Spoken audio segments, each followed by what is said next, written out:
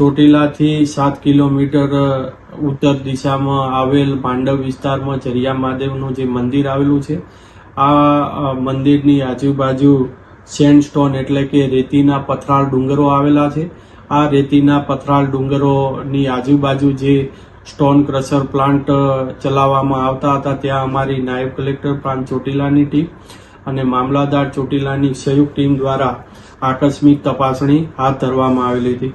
તપાસ દરમિયાન હકીકત સામે આવેલ કે જરિયા મહાદેવની આસપાસ તેમજ પાંજવાળી અને વાવડી વિસ્તારમાં જે કાર્યરત સ્ટોન ક્રશર એકમો છે, એ આજુબાજુના ખાનગી અને સરકારી સર્વે નંબરોમાંથી ગેરકાયદેસર રીતે સેન્ડસ્ટોનનું ખનન કરી અને પ્રોસેસિંગ કરી અને સ્ટોન ક્રશર પ્લાન્ટ ચલાવવામાં આવતા હતા.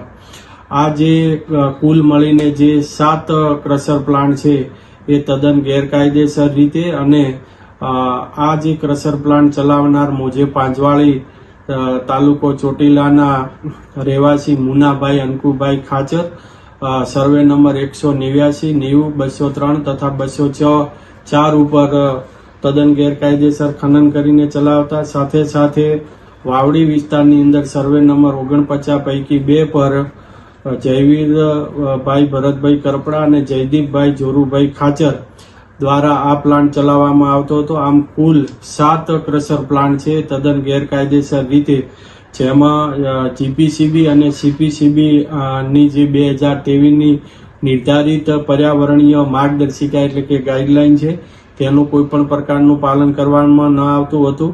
સાથે સાથે કન્સેન્ટ ટુ એસ્ટાબ્લિશ અને કન્સેન્ટ ટુ ઓપરેટ ની શરતોનું પાલન કરવામાં આવતું ન હતું.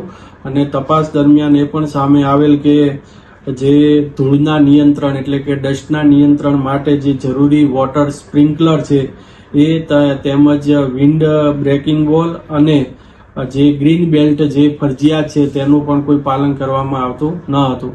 સાથે સાથે Gujarat mineral prevention of illegal mining, transportation અને સ્ટોરેજ રૂલ 2017ની જે જોગવાઈઓ છે, તેનું પણ પાલન કરવામાં ન આવતું.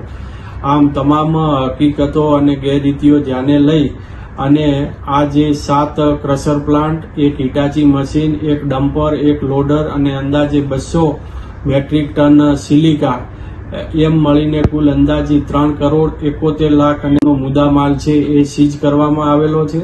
સાથે સાથે આ તમામ ઈસમોની સામે કે જે તદ્દન ગેરકાયદેસર રીતે જરિયા મહાદેવ વિસ્તારની આજુબાજુ જે ખોદકામ કરવામાં આવતું હતું, ત્યાં ખાણ ખનીજ વિભાગની ટીમને સાથે રાખી અને માપણી પણ કરાવવામાં આવેલી છે. અને જે ઈસમોએ જે આ ખોદકામ કરેલું છે, તેઓની સામે કાયદેસરની કાર્યવાહી હાથ ધરવામાં આવેલ છે.